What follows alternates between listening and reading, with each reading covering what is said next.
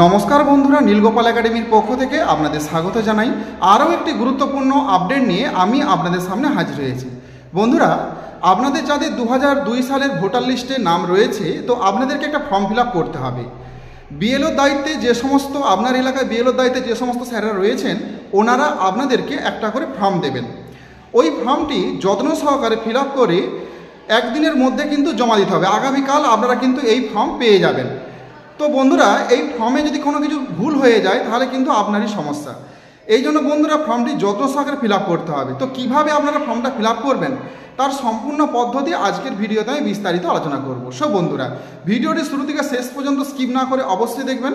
আর video শুরু করার আগে আমাদের ছোট্ট একটি রিকোয়েস্ট, আপনি যদি আমার চ্যানেল নতুন এসে থাকেন তাহলে অবশ্যই চ্যানেল সাবস্ক্রাইব করুন ও পাশের দেওয়া বেল আইকনে ক্লিক করতে ভুলবেন না পরবর্তী নতুন ভিডিও নোটিফিকেশন পাওয়ার জন্য। চলুন বন্ধুরা, ভিডিওটি শুরু করা যাক। ঠিক এই রকম একটা ফর্ম আপনাদের দেয়া হবে। তো এই ফর্মের প্রথমেই এই যে দেখুন, এখানে একটা পাসপোর্ট সাইজের ফটো আপনারা দেবেন, কালার ফটো দেবেন। তার ব্যাকগ্রাউন্ড যেমন সাদা হয়, ছবিটা কালার হবে কিন্তু তার ব্যাকগ্রাউন্ড অবশ্যই সাদা হতে হবে। এরপরে প্রথমে দেখুন এখানে রয়েছে ডেট অফ বার্থ। এখানে আপনারা আপনার জন্ম তারিখ বসিয়ে দেবেন। তারপরে আপনার এখানে আধার নম্বরটা বসাবেন। তারপরে আপনার মোবাইল নাম্বার বসাবেন। এরপরে রয়েছে ফাদার বা গার্জেন নেম, আপনার বাবার নাম বসাবেন। ফাদার গার্জেন এপিক নম্বর, বাবার ভোটার আইডি নাম্বারটা এখানে বসাবেন। এরপর আসছি মাদার নেম, আপনার মায়ের নাম দেবেন এবং আপনার মায়ের ভোটার আইডি নাম্বার বসাবেন যদি থাকে। কারণ এমন অনেক ক্যান্ডিডেট আছে যাদের বাবা বা মায়ের কিন্তু ভোটার কার্ড নেই, তো তাদের সেখানে কিছু বসানোর দরকার নেই। এরপরে রয়েছে এখানে স্বামী বা স্ত্রীর নাম। বন্ধুরা, এরকম অনেক ক্যান্ডিডেট রয়েছে যাদের 18 বছর বয়স, যাদের 18 বছর 19 বছর বয়স, যাদের ভোটার কার্ড হয়েছে কিন্তু বিয়ে হয়নি, তো স্বামী স্ত্রীর নাম এখানে বসানোর কোনো দরকার নেই। তো এই দুটো ঘর তাদের জন্য ফিল আপ করার কোনো প্রয়োজন নেই। যদি স্বামী স্ত্রী থাকে তাহলে স্বামী বা স্ত্রীর নাম লিখবেন এবং তাদের ভোটার আইডি নাম্বার এখানে বসিয়ে দেবেন। এরপরে চলে যাবো সবচেয়ে গুরুত্বপূর্ণ যে অংশটা রয়েছে, সেটা হলো যে এখানে নিজের নামটা বসাবেন। এবং এই অংশটা আপনারা লক্ষ্য করুন, এখানে আত্মীয়ের নাম বলা হয়েছে।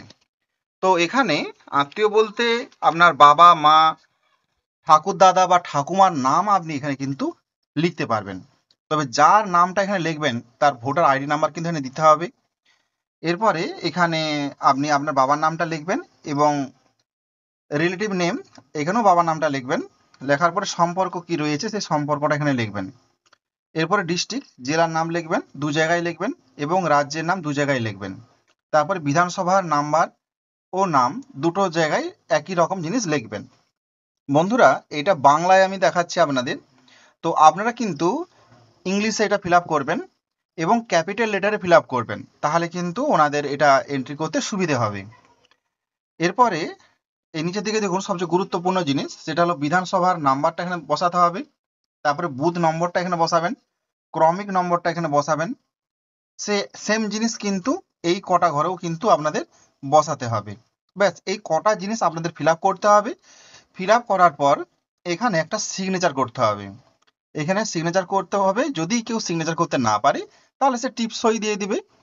তো বন্ধুরা, এই কটা জিনিস ফিল আপ করলেই কিন্তু 2002 সালে ভোটার লিস্টে নাম থাকলে তাদের কিন্তু অবশ্যই এটা ফিল আপ করতে হবে। অলরেডি আপনাদের কাছে এটা হয়তো চলে গেছে।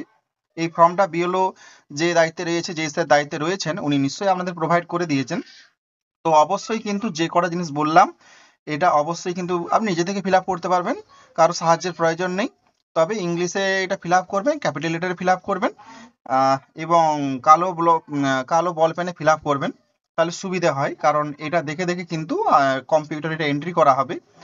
তো বন্ধুরা, এই কটা জিনিস, আর যদি কোনো সমস্যা হয়ে থাকে তাহলে কিন্তু এই ফর্মটার ওপরে কিন্তু আপনার বিএলওর ফোন নাম্বার দেওয়া থাকবে। বারবার বলছি বন্ধুরা, এই ফর্মটার ওপরে কিন্তু আপনার বিএলওর ফোন নাম্বারটা দেওয়া থাকবে। সেই ফোন নাম্বারে ফোন করে কিন্তু সমস্ত রকম সহায়তা আপনি পেতে পারবেন। তবে ফর্মটা কিন্তু আপনাকে নিজেকেই ফিল আপ করতে হবে। সো বন্ধুরা, আজ এই পর্যন্তই। দেখা হয় পরবর্তী নতুন কোনো ভিডিওতে নতুন কোনো টপিক নিয়ে। ততক্ষণ আপনারা প্রত্যেকে ভালো থাকুন, সুস্থ থাকুন। Best of luck.